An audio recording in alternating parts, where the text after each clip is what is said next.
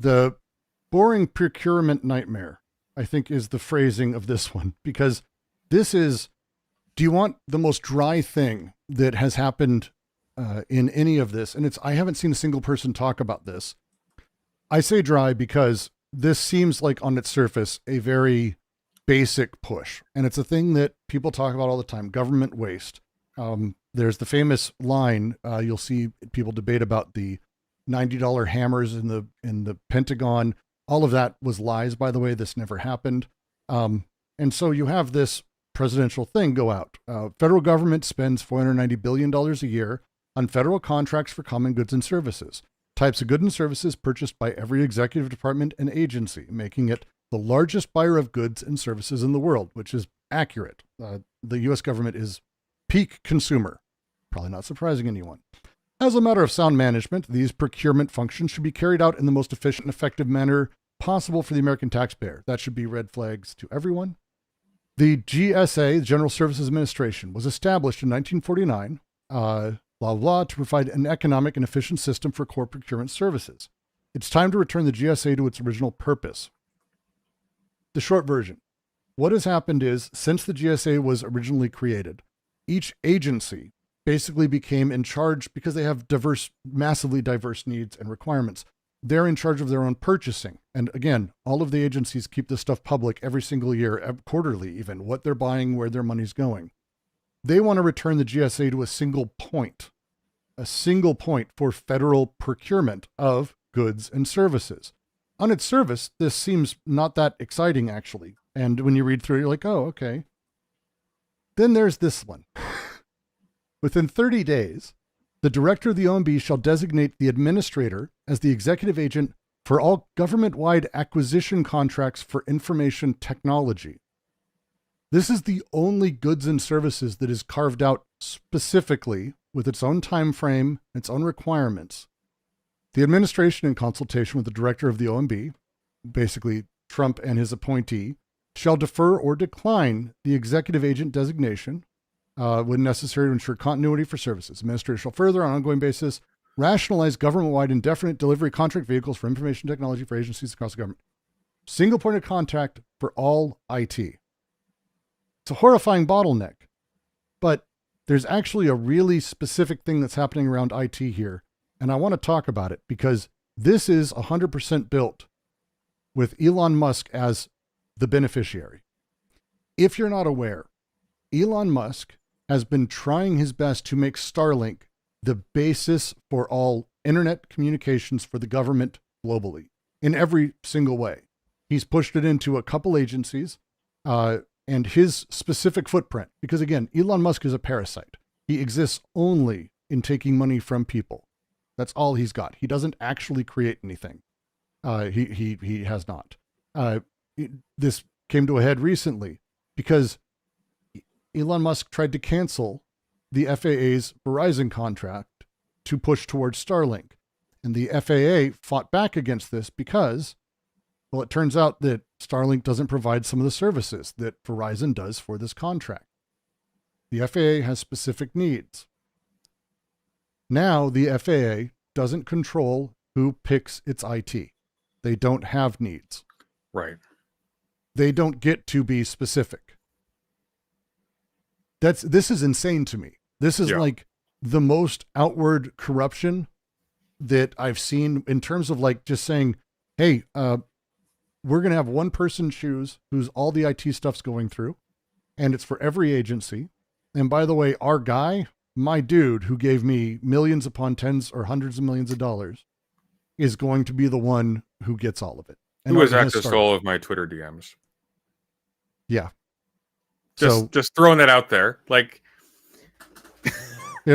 this is 100% Musk trying to get Starlink in the same way that they got Tesla in. Tesla never turned a profit until I think very recently. It's crashing right now too, isn't it? Well, we're going to get to Tesla. Don't worry. I got a whole math thing on Tesla.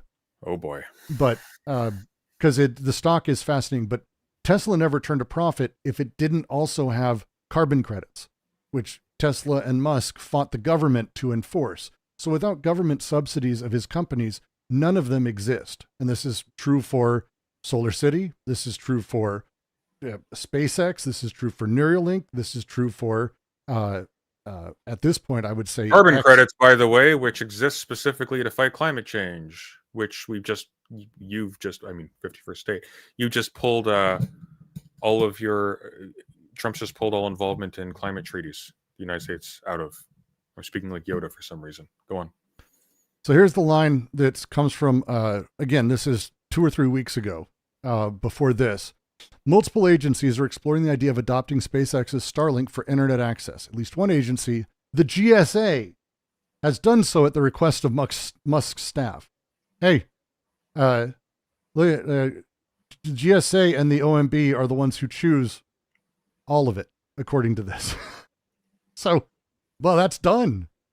Yeah. That's done. That's it. Starlink and not even the hardware. This isn't about delivery of information. This is saying across the board, Starlink is going to be handling the in and outs of all of this, which is insane.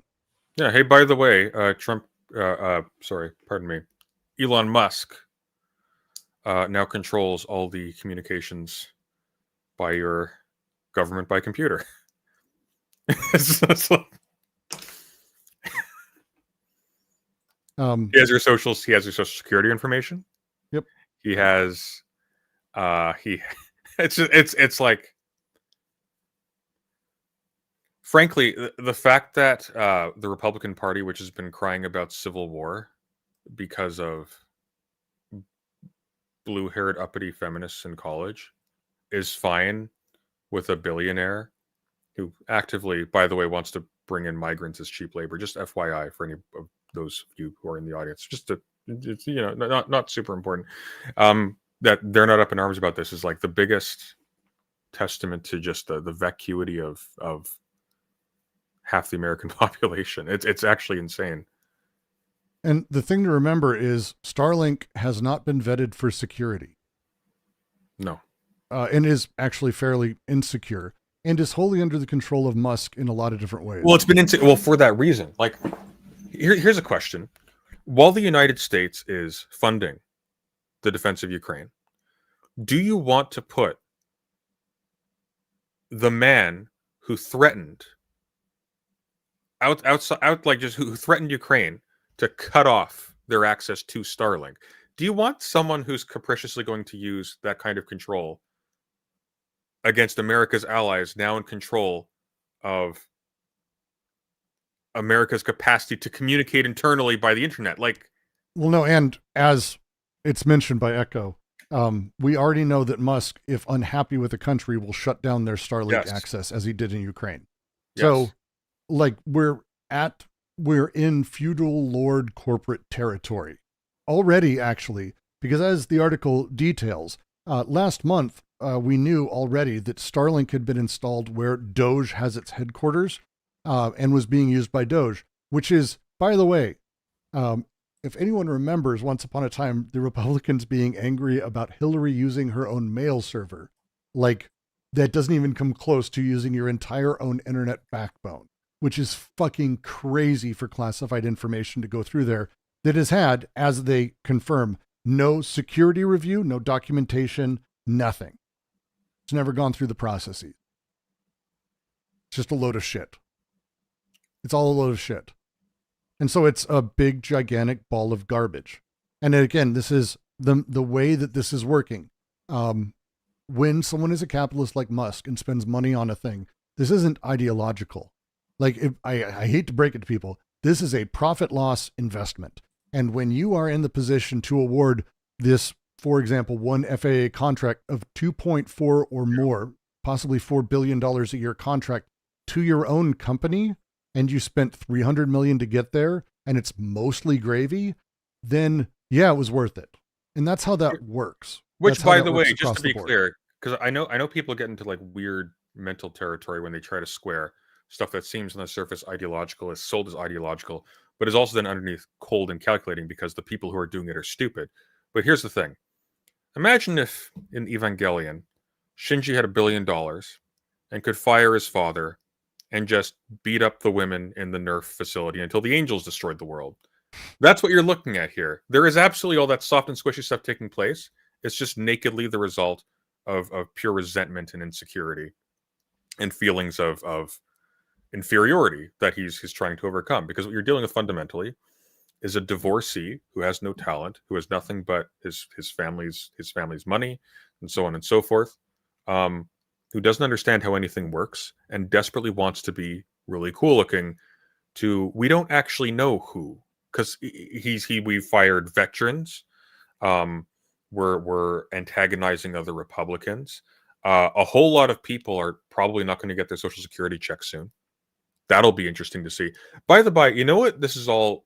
What's really fascinating to me about all of this is just the absence of any protest in the media, the absence of any loud noise being made in the media about any kind of public demonstration, virtually anything. It just doesn't exist. You will see a few, like a little while ago, you'd see a few like people, they had signs like Musk, we didn't elect Musk, but then it went quiet. It's almost not there. It's weird. It's very weird. There's a whole lot of, when you look at the political sections on CNN or CBC or whatever, you see a whole lot of pictures of faces, people at desks. You don't see people in the street with signs. No. And again, why is this executive order so troubling? And it's this last bit. Maria Cantwell, who's my senator, she's ranking member of Senate Commerce Committee. One of the big deals with procurement is that the procurement process requires that contracts be competitive and public. This is to avoid specifically in dealing. That's the idea. Yeah. Right. And so that thing, though, at a basic level, goes away in this executive order. It's gone. It literally means that the OMB has 30 days to do it. It puts no requirements. So again, when we talk about, and people say, oh, we might be in a constitutional crisis. Now we're way down the fucking road. Like, we're way down the road. We're at the point where outright in dealing and outright corruption is just being done in flagrant violation of laws. And if no one's doing anything, which no one's doing anything, then there's no country left. Like, this is, like I was saying the other day to people, like, anarchists, you win. That's where we're at. So what do you want to do with it? Like, we're there. There's no liberal order. People understand that laws are meaningless now. And what do you want to do with it? Because this is what that looks like.